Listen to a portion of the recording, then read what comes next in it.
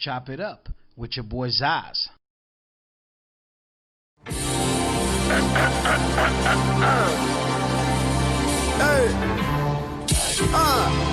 you ready? No shit, that's you. Hey, hey, hey, hey, yeah, hey. Let's chop it up. Let's chop it. Let's chop it. Let's chop it up. Let's chop it. Let's chop it. Yeah, let's chop it up. Let's chop it up. Let's chop it up. Let's chop it.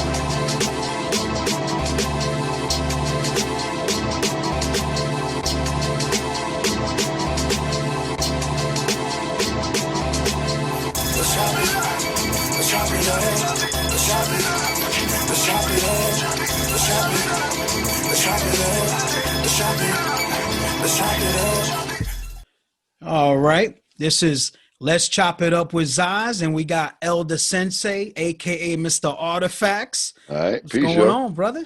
Peace. Everything is good. Everything is good. I'm surviving through these little crazy times right now. So, Ooh, tell me about it. I'm grateful. I'm grateful. Nice. So, what you been up to, man? What's going on? Break it down. Give us a little update of what you've been doing, man. Well, rather than complaining about the COVID, I've been in the studio. Me and Tame finishing up this new Artifacts album with Buck Wild from DITC. Ooh, beautiful. Yeah, man, and that's like, full circle for us because we put out our first hit record with Buck for us Come On With a Get Down and the remix with with Buster. So, in between I'm doing a lot. I got like 4 solo albums ready to go back to back to back to back. Me and Sadat X, we put out an album last year called XL. XL, yeah. Yeah, man, we're working on the double XL now. So we about to start on that. But I got like a lot of new producers. My friend Jake Palumbo, I got an album with him. He's from Tennessee. He lives in Brooklyn now. I got an album with my friend Tony Galvin. He's in Atlanta by way of Miami. We got a nice one. I got a bunch of features on there. Sal Rock is on that album. Oof. Yeah, I love her, she's man. dope. I love her, bro. Yeah. I got Moni Love on the joint. My man Shabam Sadiq from Brooklyn, he's on the joint. I'm just trying to spread the love. My man David Ghetto he's from Jersey, but he lives in Miami now. I got him on the song. And I'm just pretty much just trying to show people that as far as what's going on right now, we're not going outside to do no shows or anything like that. So it's a certain way you can move when, you're talking about if you got a merch game going. So I've been doing that a lot too, selling hoodies and t-shirts and hats. Yes. Whatever the case may be, this is all not knowing this was going to happen, but this was kind of what I wanted to do without this. So it's still working out though. But you've been holding it down. You got a very good presence on social media. You got a nice following on social media, man. So that's a good, you took into that and took advantage of that. That's good.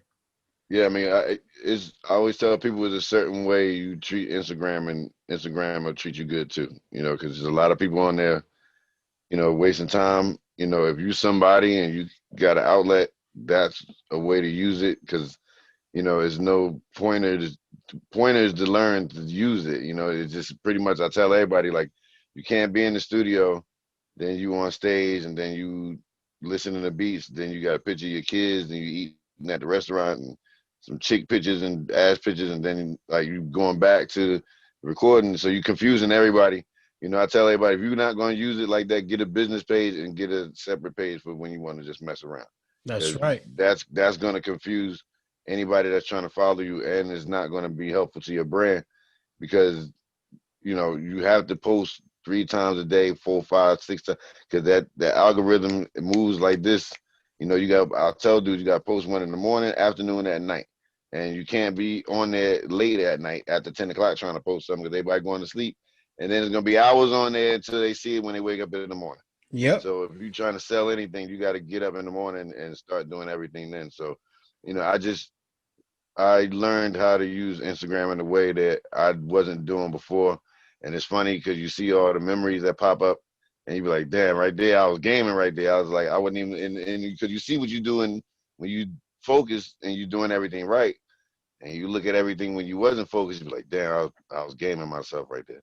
Yeah, So I yeah. learned to just like, all right, let me just make a decision on it's just gonna be everything business, everything, to show what I'm trying to do because at the end of the day, that's what everybody on there for anyway.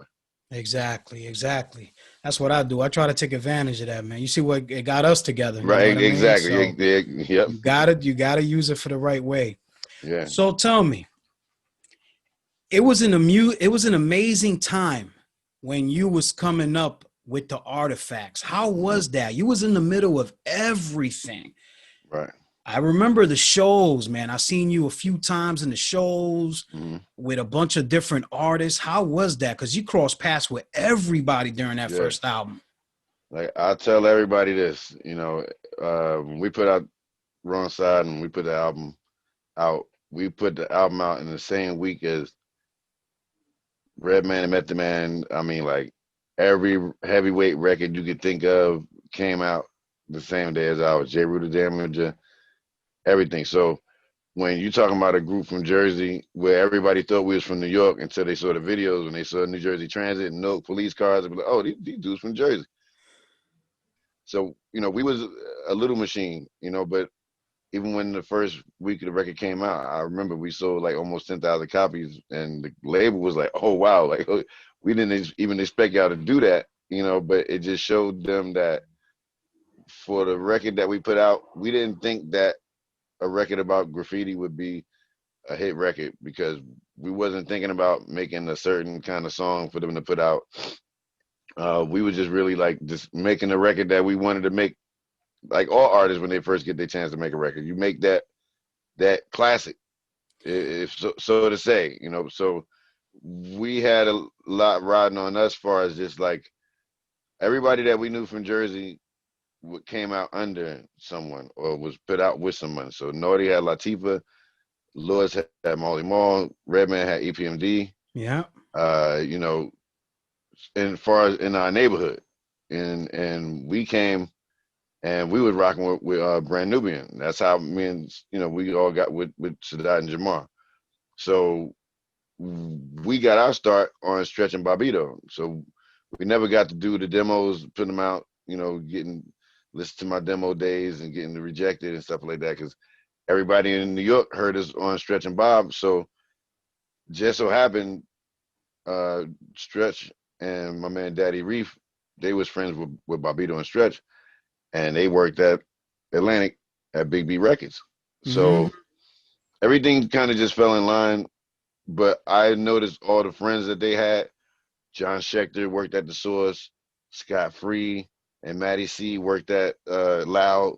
So all of the people that they were with, that they was friends with, were all associated with people that were putting out records. So Reef and Stretch had something for them to say, like, yo, we got these dudes from Jersey and they different. And and I don't want to say this wrong, but for what me and Tame did and still do, coming from where we come from, it was mistaken that we was from New York because of what we do, as far as associated with graffiti. We was talking about b-boying, we talking about all the things we grew up doing that we felt like nobody else was doing anymore. So we just was like, okay, Jamar. Now I'm gonna give you a nice fact. Lord Jamar produced the original Wrong Side of the Tracks song. Mm.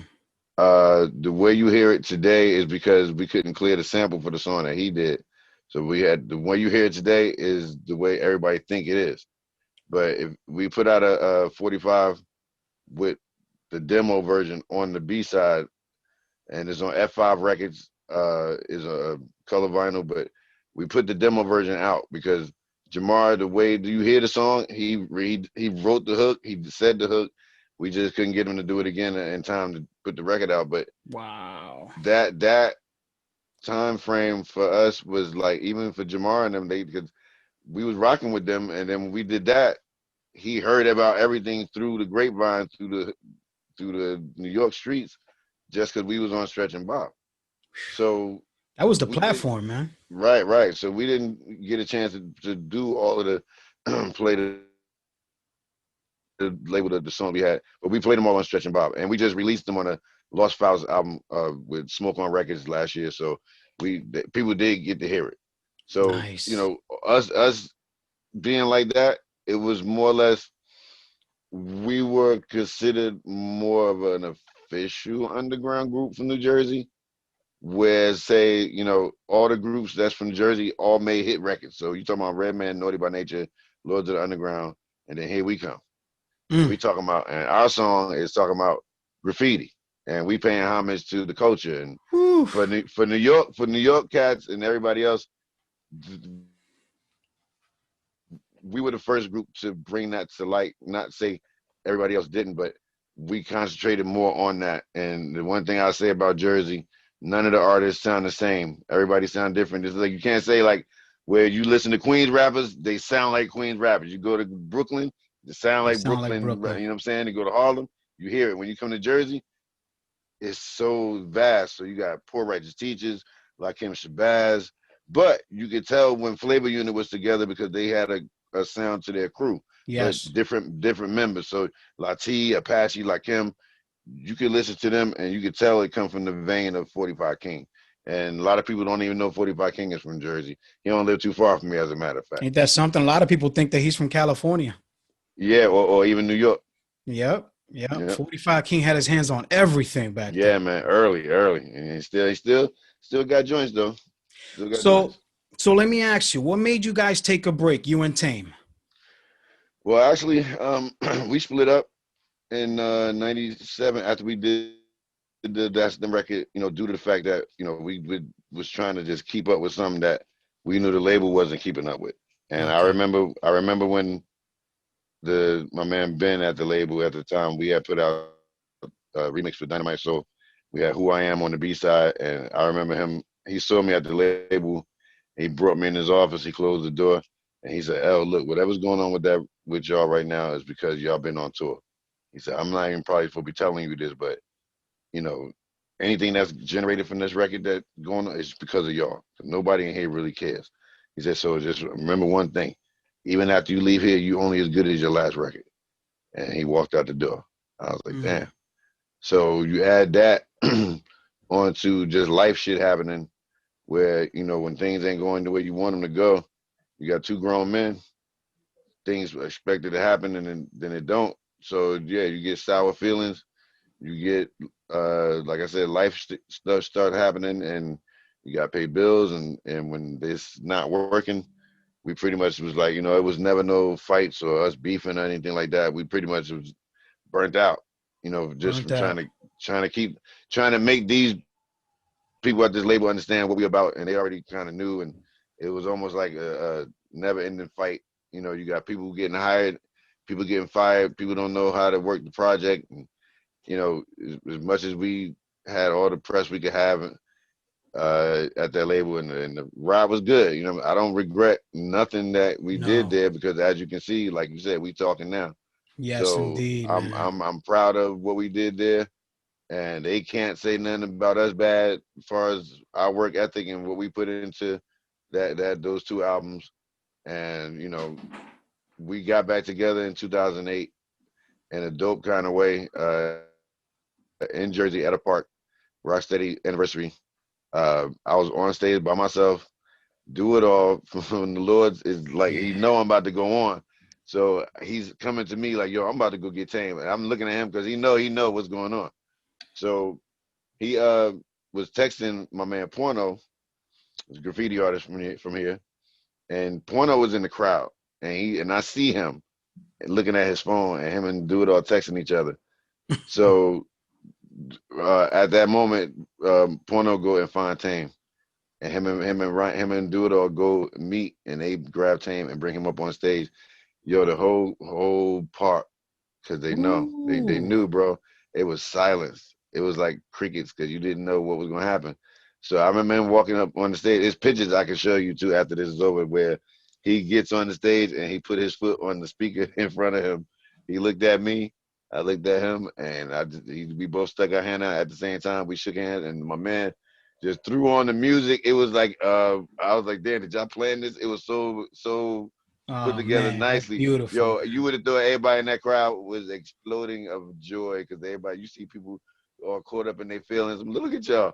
But they like, yo, man, Wow. this needed to happen. And it did because, you know, that was a long time. Like that was over 10 years, of not speaking, not anything. And then from that moment we just went on, we got back in the studio, we started going on tour, and we Oof. ain't we ain't looked back since then. We've been on a couple of features, Marco Polo, Port Authority 2 album. We had a song on there called Back to Work, and we just been doing that. But we knew, I told him even just touring, we've been touring over all these years off of 2 records. And like I told him, I said, yo, if we're gonna do anything like how you want it to be, Tame, we got to make another album. And that's when we, Yes, we we got with Buck, and it's like maybe 10 or 11 songs on this record, and man. it's gonna take you back to a time where Oof. you ain't even gonna feel like we even split up. It would just look like we just took a hiatus. Took a hiatus, man. I tell you. But to be honest with you, I was always, asking myself that, like, man, what happened to L and Tame, man? You know what I'm Mm. saying? But you guys did a great job of not putting it out there like that. You know what I mean? So that was good Right, from you right, right. guys doing that. So you guys had amazing solo careers, as it is. Hmm. So I noticed that your first solo one was an instrumental album.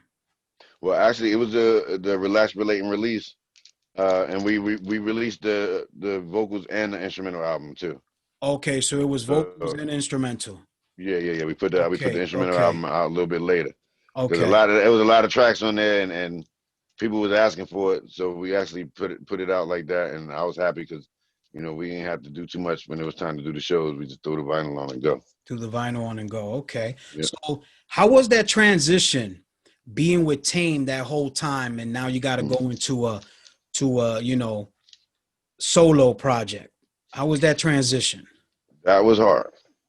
I can tell you that I can right now imagine. because yeah, I'm gonna tell you because getting into that, I took 2 years off after we split up, and maybe like 98, 99, I started getting phone calls, people I knew.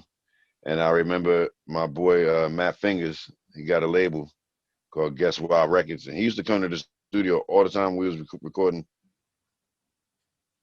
the first albums. He was like a little younger then, but he always used to come to me like, "Yo, if you ever, get a situation where y'all get off the label, you know what I'm saying? Like, I work with you." So I never say I didn't think nothing of it, but I just was like always like, he's my friend. So, all right, cool. I always kept that in my back pocket. So Yeah. once everything happened, and then I started getting phone calls and different labels and stuff, because I hadn't done anything. I had no records. So I called him up and I said, Matt, remember you said to me if I ever get off this label, if I wanted to do some work, he's like, yeah, what's up? I said, well, I'm ready to pull that card right now. So he said, "Would you?" And he's like, "Oh, word." I said, "Yeah, all right, yes. What's up?" He's like, "Well, if you had the choice to do a record with somebody, who would it be like right now?" And I was like, "Well, I know Organized Confusion probably about to go through the same thing me and Tane went through, so I'll get them." So he had 2 artists he was working with, Mike Zoot and FT. Mm. So I knew FT's music, I knew Mike's music, so I was like, "I am cool." Tell him to come to the studio.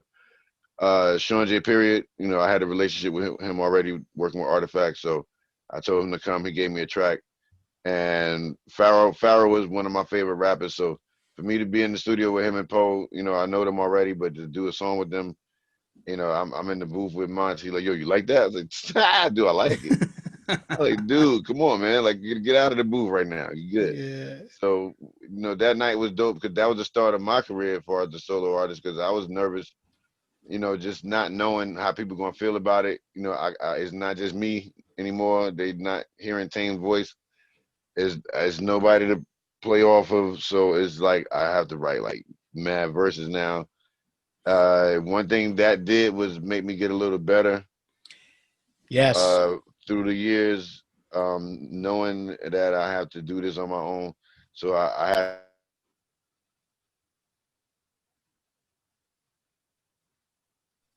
had to do 2 things. I had to uh, make sure I wasn't going too far away from Artifacts music, but also reinvent myself in a way of where it's just only me. So I have to do extra. I had to really do extra on the writing part because I had to make up for what Tame was bringing to the group and what I was bringing. Now it's just me. And the first couple of records did good. You know, I did the Frontline record with them, and Yes. then I did a Brothers Ain't Got It, a song I did with my man P Original, rest in peace. We a label in Japan picked it up. We went to Japan and did a whole big thing out there. Recorded records with cats out there. We was doing shows. So that's when I figured like, okay, you know, maybe I can do it. And it was only because I was making good songs and working with my man P Original. I got a chemistry with him where the music started sounding like reminiscent of what people remember me and Tane were doing, but it just for me lyrically it made me step it up a little more. So that was the one thing I was afraid of more than anything was if people wanted to hear me by myself. Once Yeah. I got past that part, and then the features kept coming, and then it was like, Then you flew. yeah, before I got the deal with the Relax, Relate, and Release, I went to Seven Heads Record to ask them for the meeting. Before that, even this dude at the label, when I came to him, he said, "Well, you know, you've been doing a lot of records, man, like over the last, you know, 2 years." So, like, I said, "But those are like singles. Like, I was putting out a lot of vinyl out, and doing work with Fat Beats and everything too.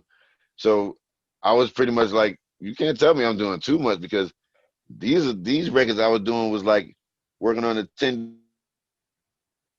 track. Every time I put another record out, I got my contract extended. So whether if it was working with Fat Beats or up above records or Blindside records, all these different labels was only hitting me because of all the records that I was doing to that point where I was like, okay, I can't keep doing this. I got to get a deal, and that's when I got the deal with them, put the album out with them, and more like I started going to Europe, working with cats like the Returners, these dudes Yeah. from Poland. So I was working with them, and just like everything just started working. So it only made it better in a sense, a blessing in disguise, because even Tame's career solo wise went a whole another Yes. level, you know, working on his own. And when we got back together, and even when we did the tour in 2012, we was able to do his solo songs, my solo songs, and still do artifact stuff. So we was mixing everything together and was able to look at it to say, damn, maybe that not say was supposed to happen, but maybe probably it was because working with Atlantic, I don't care if it's Big Beat, it's still Atlantic Records. They don't have a good track record with working with hip hop artists because No. it's like one is a everything label. It's an R&B label, a rock label. Yes. So they concentrate at the time. The label was concentrating more on Junior Mafia. Well, you Mm, can't, you know, Little Kim was blowing up.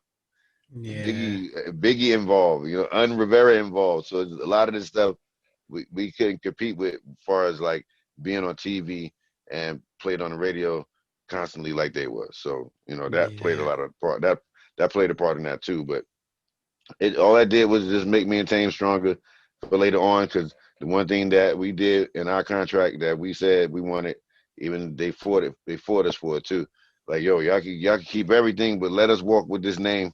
So when we go away, we could go to any label and still have this. We own this. Yes. Yeah, that's a good that the name means a lot, man. That's branding, Yeah, you know. exactly. You brand that, you're ready to go. Hmm. Hey L, where you get the name El Da Sensei? Okay.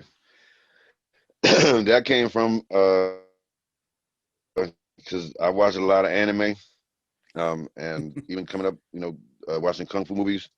I cut hair, so on Saturdays I used to go down the street to the barbershop, and it'd be crowded. So I see dudes, but I would cut my hair first, walk down there, and I see dudes I know, and you know we probably smoke down there, and they be like, "Yo, who cut your hair?" I said, "I did." Like, you did? Like, you cut? I said, "Yeah." So I be taking customers from the dude. So I have like three dudes come from down there, and they come in my room. So while I'm cutting one dude here, I got them waiting, sitting down, and I'm just playing movies. So one movie came on, and the dude just in the movie kept saying "Sensei, Sensei." So I cutting my man's hair. I'm cutting doing his lineup, and I do it sharp.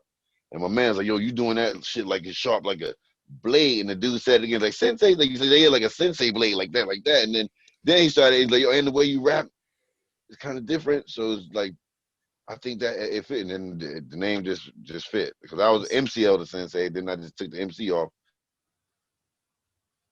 so that pretty much is how that happened, and then I just stuck with it. Nice, nice. That's cool, man. That's cool. So tell me, so the unusual, Hmm. how was it making that project? That was fun. Because to me, that project, even though you put out the vocal and the other one, relax, relate, release, you know, the vocal, Right. I felt like this album was the one that everybody was like, El Da Sensei from Hmm. Artifacts, yo, right? Right.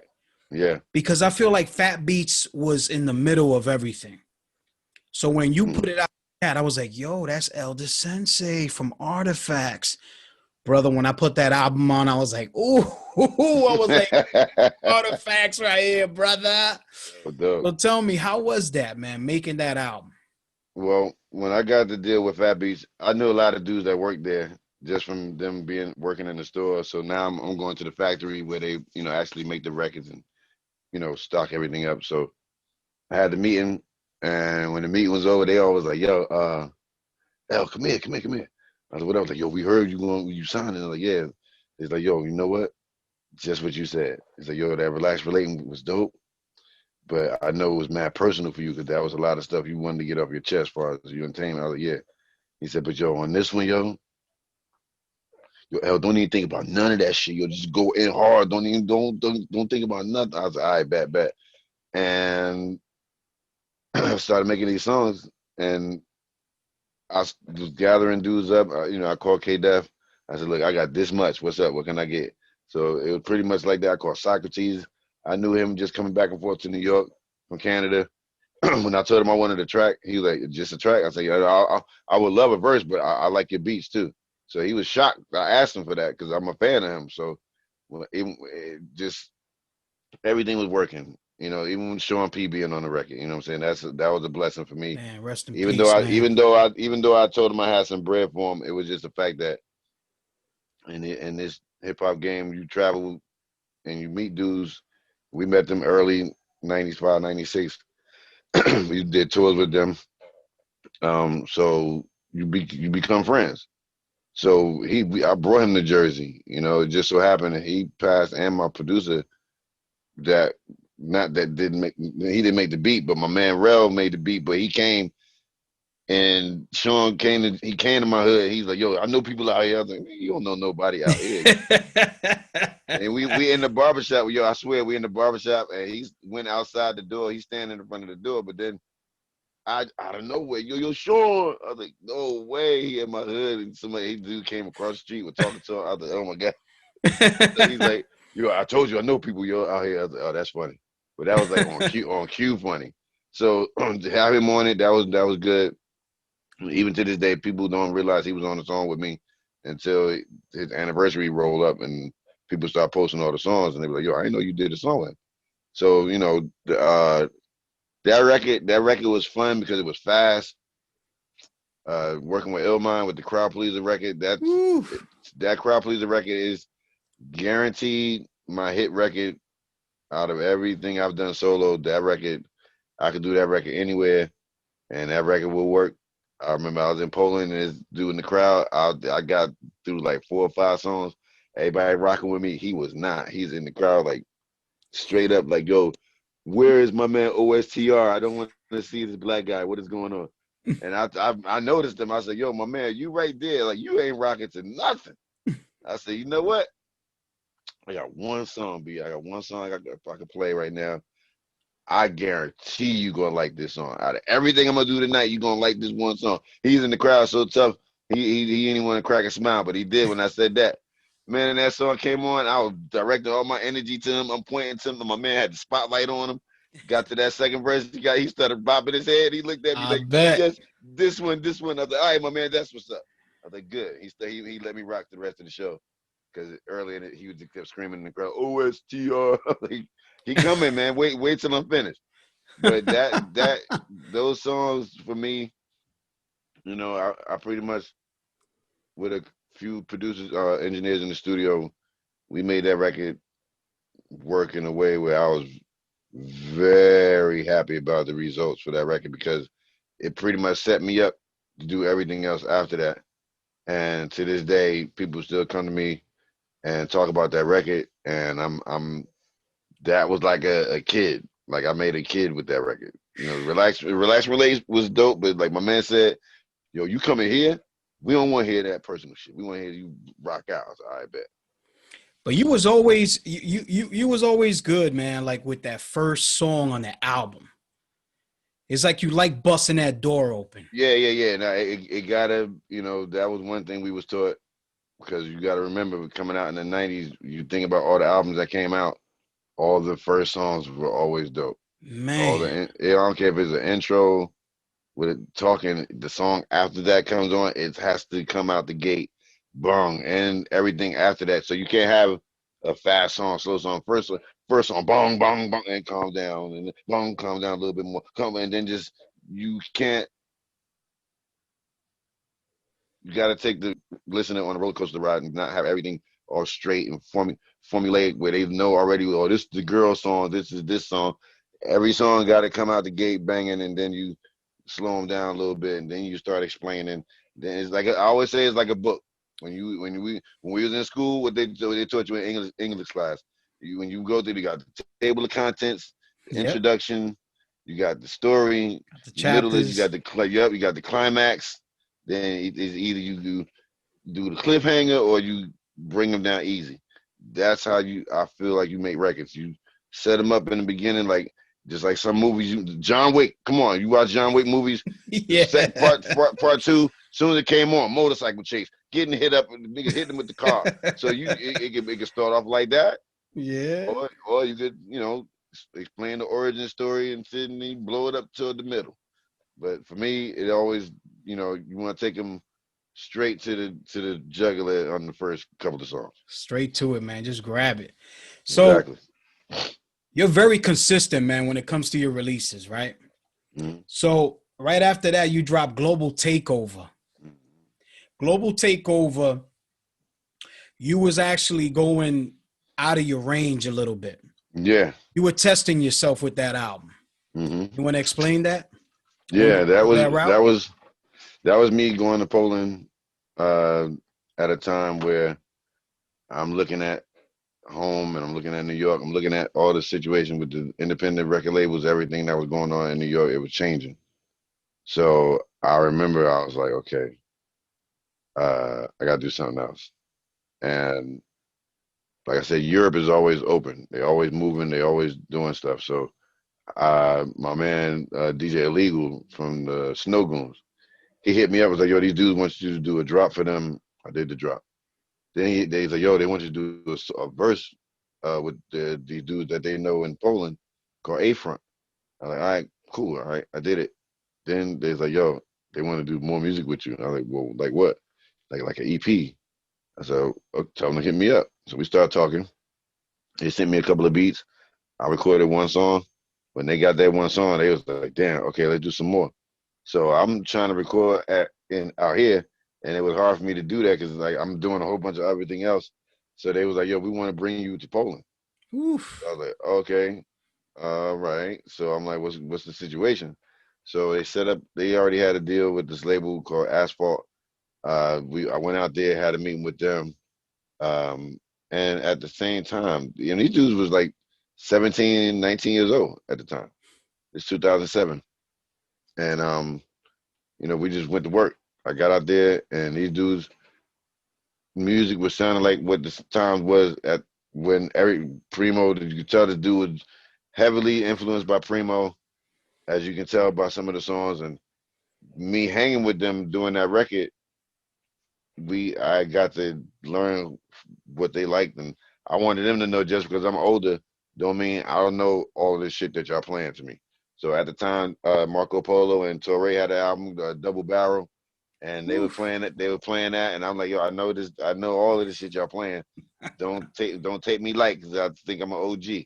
So I was playing them shit too that they never heard before. So I'm playing a lot of Dilla shit. I'm playing a lot of different Cali music and just different artists.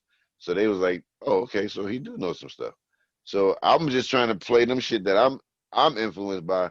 And by the time we did everything we did on that EP, and when we did the Global Takeover 2, homeboy, my man Little just stepped it up. I was like, oh, you paid attention, huh? So he's like, Mm. yeah, I see. But for him, it was a challenge of him showing me, like, don't sleep on me because I'm from here. Like, I can't make that variety of different stuff. So when he was showing me that, I straight up was like, yo, that's what the fuck I'm talking about. Like, why you wasn't playing that type of stuff? Like, I just wanted to show you I can do it. I was like, I bet. So like, that was dope because when we got to the second one, you could tell the us being together, we built a chemistry, and everybody had a job to do. I do the rhymes, my man do the beats, and Fial do the cuts.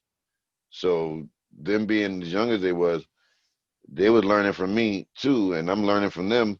We traveling around I was doing hip hop camp early, like 2009, 2006, or stuff like that, where people doing it now. Like is not. I was already doing it, but with them, so they got to see me do shows. And was like, oh, You was wow, my rocking man it. is like, yeah, and I'm showing them like, yo, come on, like we could do this, and that shit was working. We was I was with them for like a month going around doing all that stuff, man. And we was like, I stayed at their house. I'm in there showing these dudes, on some man shit. Like, look, y'all got to clean this up. We got to do, you can tell these dudes, young bachelor dudes, you know what I'm saying? Like Yeah, straight out of yeah, high school, go college type shit. So all their friends is the same age. And then I'm hanging with, they see me there and they like, oh shit, the house is clean. Shit, like it smell good in here and it's food cooking.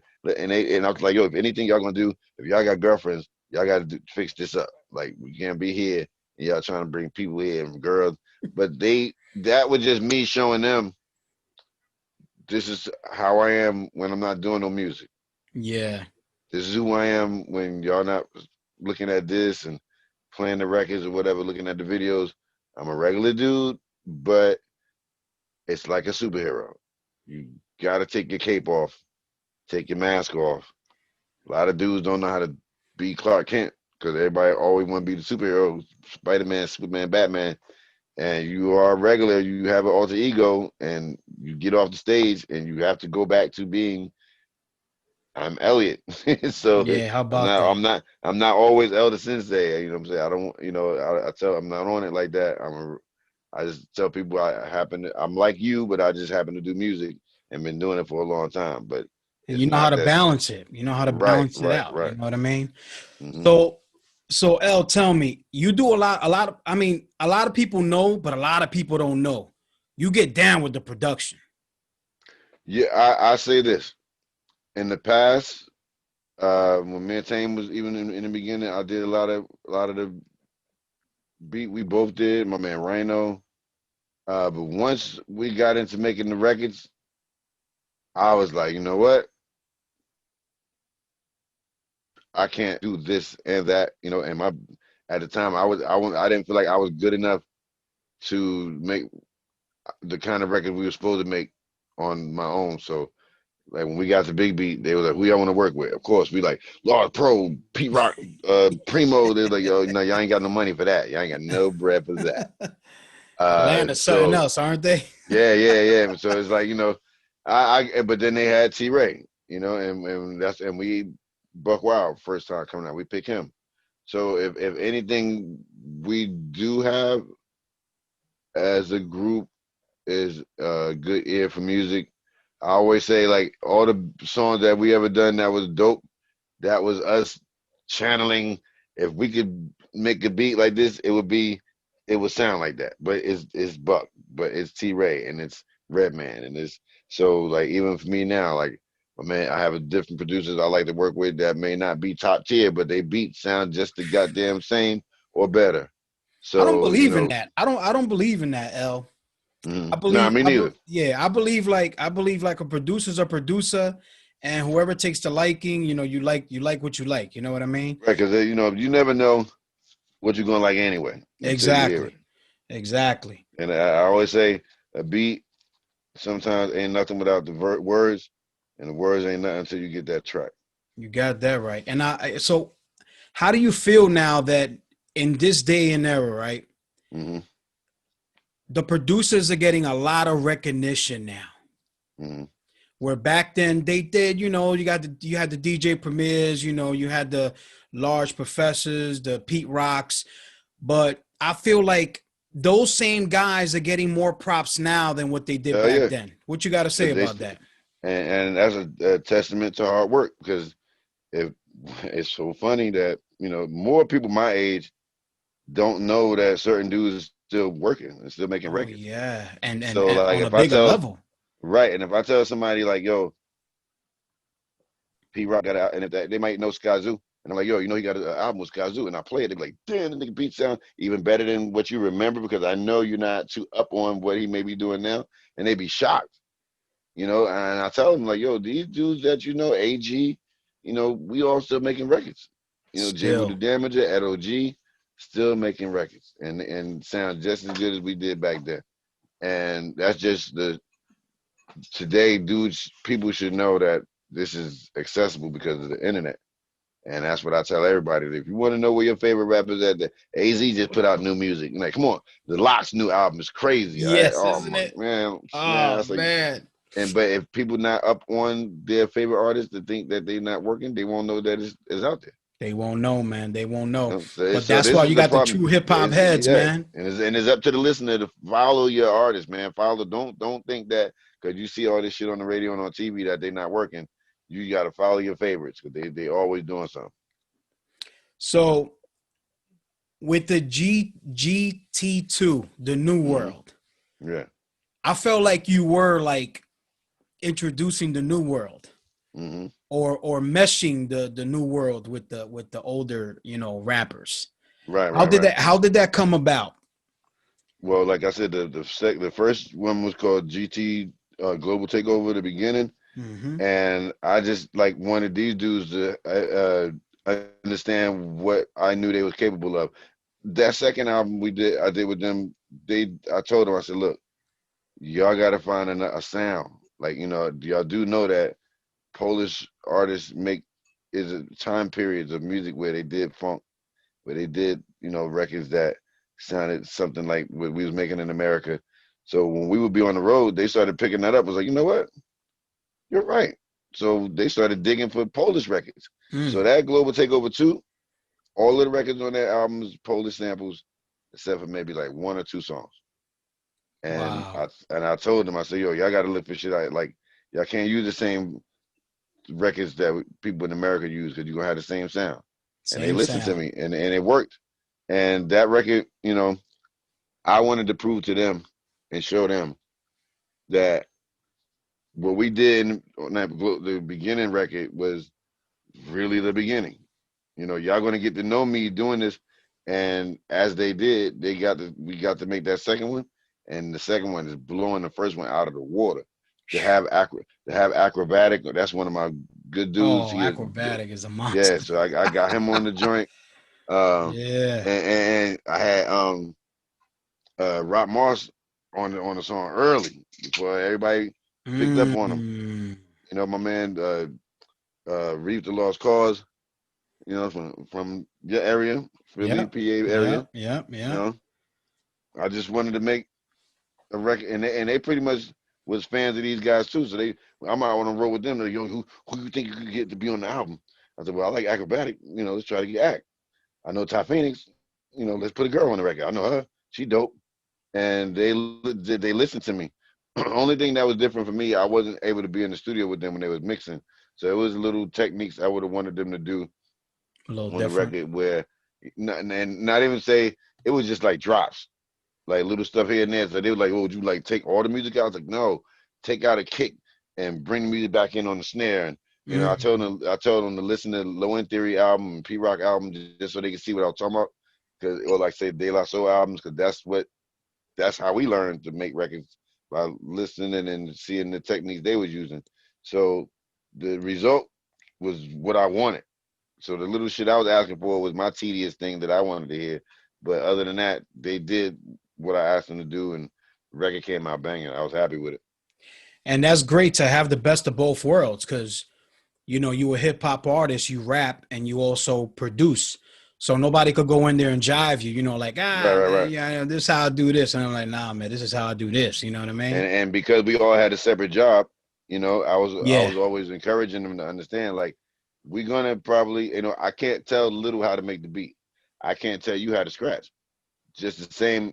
All I'm asking y'all to do is, before I start writing, think of something that you might want me to talk about, topic wise, because I'll just go and just do my own thing. And I always tell people the vibe of the beat made me think about what I'm gonna say. So if I'm hearing all these beats, boom, boom, ba ba ba ba, ba, I'm not gonna make the topic song. You know what I'm saying? I'm gonna make the action pack song. Jump There out the you go. window, glass flying, explosion. There ain't gonna be no thought to it. It's gonna be like, all right, Arnold Schwarzenegger time. Let's go. There you go. So that immortal technique that you guys did, man, that album was insane. I So feel yeah, like it was like a lyricist bomb. Immortals project. Yeah, Yeah, Immortals Project. I'm sorry. that's That right. right there, that was crazy. Now that me and my man Duplicates, we did the first album. It was more like an EP, just like I did with the Returners. Yeah. And when the second album came, he did the same thing my man Little did. He got to know me and started making beats that was accustomed to my style, and you know, him knowing me as a person, he got to see like, all right, this type of shit he liked. And my man Duplicates was not saying so much a drum and bass artist, beat maker, but he had a whole different kind of concept of what he was doing, and I saw that, and from him getting to know me and him, you know, he was around me through like going to radio stations, interviews, studios, everything, to where he was like, okay, I'm gonna do something that's gonna fit L rather than me making L fit me. To a point where I was looking at him like, yo, what are you doing? What happened? Like where you just switched, because being in the world I'm in, he got to see other producers too, where he's like, you know what? If I'm gonna be anywhere close to doing things that these other guys doing, let me make my sound a whole lot bigger and different. Mm. And I noticed it instantly because the record, when you hear the first one to the second one, you know, we put Sadat on the album, we put Kool Keith on the album, we had a couple of remixes on there, and we had some dope videos. We won 2 Australian Independent Video Awards out there. We didn't get Wow, to look at travel. that. We didn't get to travel out there, but I got them sitting on my little, you know, my little Hey, stand. man. But That's all you that know, matters, man. and hey, exactly. I said That's all wherever that it's matters. popping at, that's where we go. That's where So you go. that record did a lot for us. So we actually working on a new one right now. We almost finished, and this one is even bigger than the last Wow. That's amazing to hear. You travel a lot, man. You definitely traveled a lot. one. Yeah, that's why everybody asks me like, "Yo, how you doing? You can't go nowhere. You go to Europe." Like, I know it's killing you. I was like, actually, no, because the reason why I go to Europe is to make things happen. Where I always say, if I can make things happen at home in the States the same way we make it happen out there, we will be fine. Because Yes. it's totally different out there than being out here. It's a whole different world, man. Yeah, man, They they they love it out appreciate there. hip hop more. They love it more, They and love not it. even, and it's not even that. It's also they question why it's not still the same as, because when you go out there, I don't care where you are, Amsterdam, London, Paris, all the shows that we do, all the DJs that play the music, all playing '90s music. There's gonna be primo. It's gonna be all the, but it's new hip hop too, but the vibe of the night is underground. You're not gonna hear no radio shit unless you go to a club that's playing that. Wow. The DJ take pride in that because they know we coming. These dudes in the show opening up, so everybody know they come to real hip hop tonight. They expect That's right. they look, they expect to hear all that. It's the real hip hop. It's over here. Yeah, there you So go. they wait for it, They and wait they for it, eat it up, man. and they try to figure out like out here, even when I went to Japan, they the same way. Them little dudes out there dressed like we did in the '90s, but cleaner, not so baggy pants. But these dudes is fresh, yo. They got on polos. They got on like all the damn hot sneakers. I'm looking, it's like I remember the dude took me to his record store, and like all his crew came. Then none of the dudes speak English, and they all in the store looking and staring at me, staring at me. Before we were in the store, we outside. It was the funniest scene ever. These dudes all looking at me. I got my Jordans on. I'm decked out. These He dudes just decked out. staring at me. They staring at me. I'm looking at them. I'm saying to myself, the way y'all looking at me. And I told her, yo, my man, interpret. I said, tell them the way they. I said the way they tell them. I said the way they looking at me. I'm looking at them the same way. Ask them right now how they feel. It's like, yo, you still. They said to me, you're still saying from '90s, but you're geared today's night. Like, y'all look like me back in the day with y'all Japanese. They started laughing. And I said, and even my man's store looked like Fat Beat store in New York. How he Ooh. designed it in the inside. I felt weird walking it because when even the outside looked like a bodega. We got in the inside, and I Oh, was that's like, wait a crazy. minute. I said, hold up. I said, are we in Fat Beats right now? Because he been there a couple of times, so he did the whole design. My man made that shit look like I thought I was back in New York. I was like, oh my god. Wow, that's beautiful. So Cause and that's how much they care, man. yeah, because in Europe, record stores still exist. Oh yeah, no, definitely. I mean, That's just here, man. we go to do in stores all through Europe. See? Every time we go to different cities, I ask them, "Is there a record store in the neighborhood?" They be like, "Yeah, yeah," and we go there, we do the in store, and we let people know because when you go to these towns, if you still got to promote. So we go to all these cities ahead of time, telling people on Instagram we're gonna be there, and we tell them where the in store gonna be, and because a lot of the kids cannot come to the shows. Mm. You'll see them either 18, 17.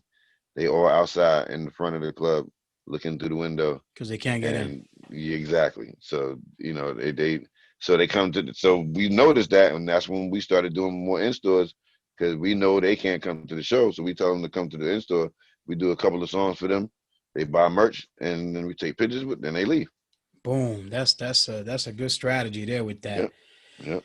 So when XL came out, right? Hmm. I went to the record store because there was still a couple record stores out here. Yeah, and it was hard to get that record out in America. Listen, I went and when I seen it, I was like, damn, what took them so Oh, they long? had Yeah. it?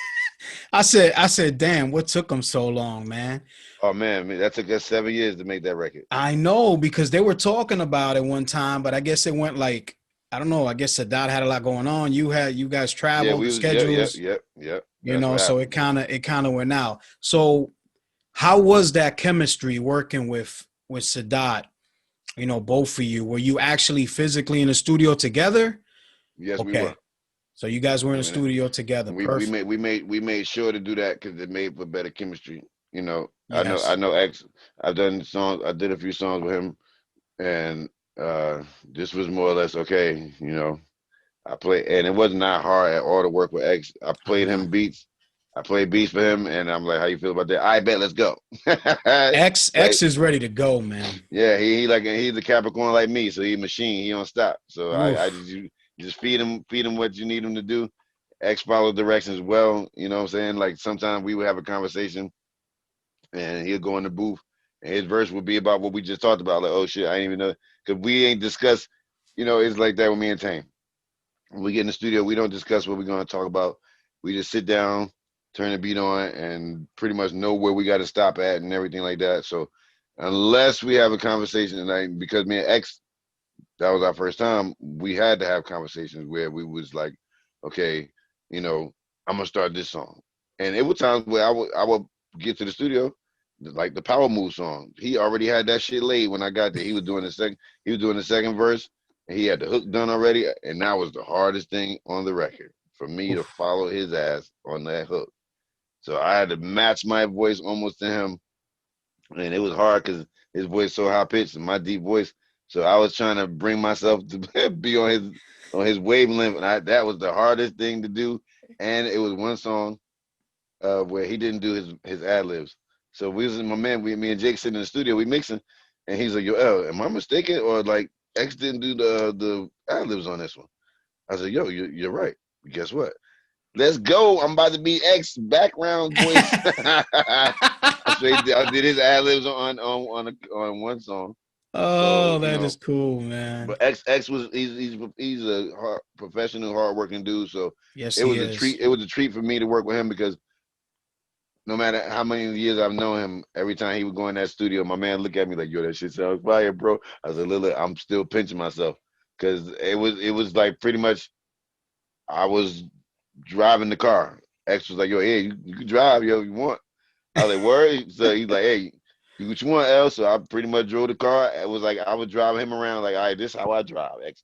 I ain't gonna drive too wild, but I'm gonna Yeah. take you in the good direction. And he pretty much was like, and we did a lot with that record. We working on the next one. So, even when we went to Europe to promote that, he saw how I really moved, where it was like when we got tools to get the job done, we was able to do features, we was doing interviews, and it's all just me and him doing this. It's like I tell him and give him an update. We be in the train and we going to another city. We're like, yo, I got this feature set up, and we get there, we're going to get the studio. So he was like, word, and it is like, this is how we can eat X, without nobody's help. All we need is a home to put the record out, and we hire everybody to do what they need to do, and we straight. There you go. That That's perfect. that was a dope project. That is perfect. So you being around all this time, right? How do you see things from back then till now? Like what actually, I'm not going to say pisses you off, but what are you disappointed in from back in the day till now that you see from the difference? Well, today is fucking a whole lot better to do the work part, where you waited for a lot of stuff to happen. You can control your career now. You can pretty much take yourself in a direction where you're not arguing with this dude over here because he don't know where you come from and how your shit's supposed to work. So the only thing that make me upset about these times are that, and it's mostly dudes from my era, still think that we're in those same times back then, where today there's nobody to hold your hand or tell you everything you need to do agent wise or promoter publicity and all this shit. Like, you run your shit now. It's you. So when you don't see people capitalizing off something and they have a name, I always remind them like, yo, there's a lot of little dudes over here that would love to be in your position that got a whole bigger platform, and you give them those tools and they'll know what to do with it quick. Where today, dudes still ain't even internet savvy enough to motivate and move around online to do certain things. That's disappointing, because at this age where we at, you got all these techie ass phones. Your ass better know how to do something. And first thing is learn how to take pictures. Dudes don't even know how to do that. I'm like, yo, come on, man. Like, you don't need to hire somebody to do that. No. There's a lot of tools out there like Shopify. That's cool. If you're selling merch, you don't need Shopify.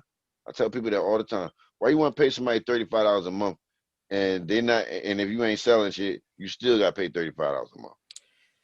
When you could just, there's nothing wrong with posting your PayPal address or Cash App, because who's cracking that code? Who's going to really spend time to try? They can't even do that. So, and then also, when you go to the Shopify, when you go to the checkout, guess what you see? Biggest day. PayPal, whose name you think is linked to that? It's the artist, or unless they got somebody working for them that's doing it for them.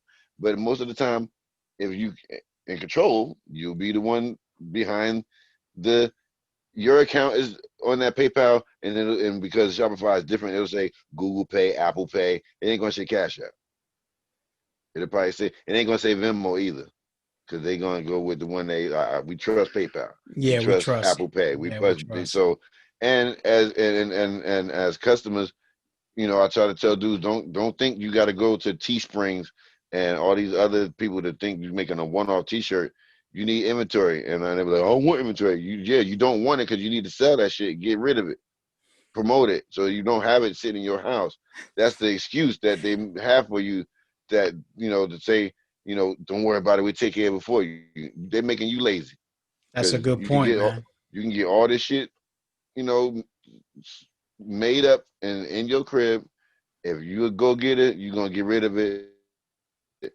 I'll tell everybody this. You can look at it in a lot of ways: as a street vendor, as a drug dealer, or a corporate dude. And however way you look at it, it's all the same. It's all the same. You just gotta make the money and flip it and come back, keep doing the same thing over and over till you understand what you're doing, to where you feel like, all right, now Let me get stickers. Let me get this. Let me get. You got to make the package bigger than just you. I'm selling hoodies and shirts. There's more to it than doing that. You have to really accessorize your merch to where it's just, So when people's like, then what you gonna have artifact toilet paper next? Probably so. Why? You think I should? Because now when they see the markers and they see an umbrella or they see it, like, I'm like, look, sell everything, not just one or two Everything. things. Everything. Man, that is so true. So if you could tell, you put out a lot of knowledge today for the younger people, the older people, pretty much universal. If you could say two things to the younger people that are coming up in the rap game, what would you tell them? I'd say the reason why I'm still doing it today is because I take it seriously. And if you don't take this seriously, you will not be happy doing it, because a lot of people get frustrated fast, especially a newer person, because they think they nice. They automatically, like, all of us did. You think you're gonna put your shit out and you're gonna blow, or you're gonna fly off the shelf, and it's not like that. So I try to tell people, have expectations for yourself, but don't kill yourself trying to do it either. It's a way. There's ways to do this shit in an easy way where, but you're gonna need help, and just don't get frustrated. So, it ain't gonna work automatically overnight. I say that because I've been doing this over 25 plus years, and you're gonna have a lot of ups and downs. But if you believe in yourself, I always say that, like, I try to tell people to go to B Street movie and play the Believe song at the end. You got play Lena. You got to watch The Wiz and watch Lena Horne sing that song, because that's the only way your shit gonna fly. If you believe in That's what it. you're doing, and also, like, all the advice I can give you is make hot shit. Like, yo, that's it. That's it. Like my man told me, you only as good as your last record. So if you want to survive in this shit, you better make everything hot. Every record got to be dope, one after the other. Every album, you better be writing bars of fire in order to give yourself a chance to even Ain't get that the heard. truth?